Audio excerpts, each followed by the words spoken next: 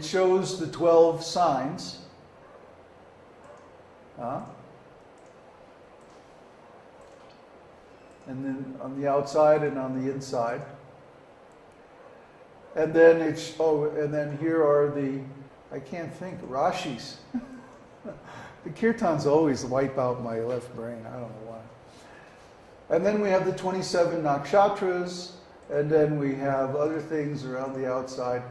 Anyway, this is just to give you an idea of how the Vedic mind can put a bunch of things together like this into a system. So it combines intellectual rigor and actually genius at seeing the patterns in time and nature with spiritual sensibility derived from our devotional practices, such as chanting and so forth.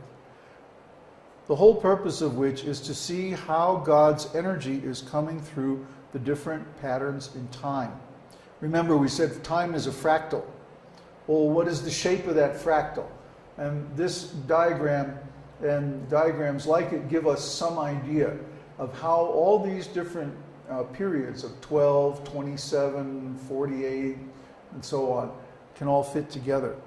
So we'll be going into that a little bit and talking about the system of the Vedic calendar. Now, the Vedic calendar has several parts, and these are all known together as the Panchanga. Pancha means 5, and Anga means limbs or parts. Okay, so the 5 parts of the lunar calendar are what we're going to be studying at the end of this. But first we have to do some background. Guess what? On the cycles of the moon.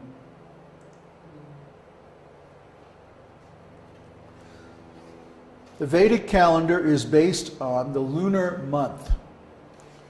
The Western calendar is based on the solar month. Well, there's a place for the solar months, but that's not a complete picture of what's going on. A lot of things are driven by the moon. So many things, in fact, that the Vedic horoscopes, Jyotish, give more importance to the position of the moon and the qualities of the moon's movements than they do to the sun. Now, in general, a lunar month is the time that it takes the moon to complete one orbit of the Earth. And like the other planets, the moon moves from west to east along the zodiac. But the moon never moves retrograde. The moon and the sun never go retrograde. All the other planets do. All the other planets have retrograde motion at different times. There are 3 kinds of lunar months: synodic, sidereal, and nodial. And they're all used for different purposes in Vedic astrology. So first let's look at the synodic month. Anyone ever run into this word before, a synod? A synod is a meeting or assembly of bishops in the Christian church. When the bishops meet together, that's called a synod. Yeah. Because the synod is the time between one new moon and the next new moon.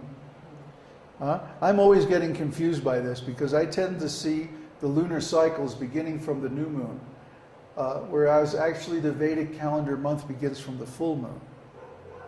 But anyway, the duration of a synodic month is approximately 29 days, 12 hours, and 44 minutes. It's also called a lunation. Why is this important? Because there's a period of time called a tithi, T-I-T-H-I, derived from the synodic month. And then there's a sidereal month, and this is, of course, sidereal means measured from the stars. So instead of measuring the period of the moon from one new moon phase to the next, we measure it by the fixed stars. Now let's take a look at this diagram to understand the difference. Remember the difference between a tropical year and a sidereal year? Huh? Well, the same thing is going on with the moon. The moon is going around in its orbit from one new moon to the next. Oh, I have to click? From one new moon to the next is what kind of month? Synodic. Synodic month. From one new moon to the next moon. But during the 29 days and change that it takes the moon to go from one new moon to the next, guess what happens? The Earth moves along its orbit. Okay? And to get from one new moon to the next new moon, the new moon is not in the same position according to the background of fixed stars. As you can see, this angle is very much different from this angle. But this angle is the same as when the month first started, measured by the background stars. So one sidereal month takes only 27.3 days, whereas a synodial month takes about 29.5 days. 2.2 days difference. Okay? Why is that important? Because the moon's position in the Jyotish chart is measured according to the stars, not according to its phase. So you say, somebody has a moon in Aries, or somebody has the moon in Taurus, or something like that. That's measured according to the fixed stars. The phase of the moon is a completely different measurement, and that's by its relation or angle to the sun. And that's how tithis are determined. So tithis are derived from the synodial month, whereas the moon's position in the astrological chart is derived from the sidereal month. Okay, the next figure shows the nodical month. Well, what is the node? There are two nodes of the moon. The ascending mode, called Rahu, and the descending mode, called Ketu. Nodes of what? Well, it's when the lunar orbit crosses the ecliptic. The moon's orbit is inclined. I think this is exaggerated. I think it's only about 5 degrees or 9 degrees. No more than 9 degrees inclination. So this drawing is a little bit exaggerated, so you can see, get the conception of the geometry.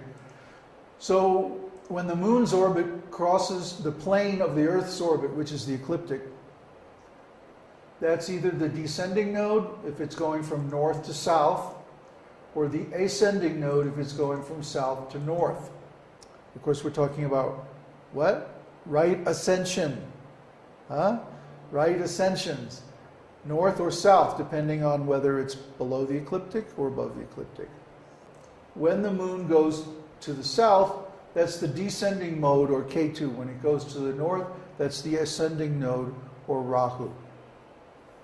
Now, why is this important? Because the eclipses always happen at the nodes. Lunar and solar eclipses always happen at the crossing of the Earth's orbit by the moon. When the moon is behind the Earth, then there's a lunar eclipse possible. When the moon is in front of the Earth, then solar eclipses are possible. They don't always happen, though. Because the way these things move, they don't always line up exactly. The sun and the moon are approximately the same diameter as viewed from the Earth. One of those funny coincidences. Yeah, we say coincidences. Actually, there are no coincidences. Everything is planned. Everything is designed by God. So he designed it so that the moon and the sun are about the same apparent size. about half a degree. So they actually have to come, they have to be lined up pretty exactly to have an eclipse. Right now we're just building up the background, huh? And then we'll work up to the big picture. Okay? Now, as you notice, the moon moves around the earth this way. The earth moves around the sun this way. So guess what? The nodes move or appear to move. Remember, they're just points. There's nothing actually physically there. But they appear to move around this way. In other words, backwards from the usual motion of the planets in the sky. Another way to say this is that the nodes are always retrograde.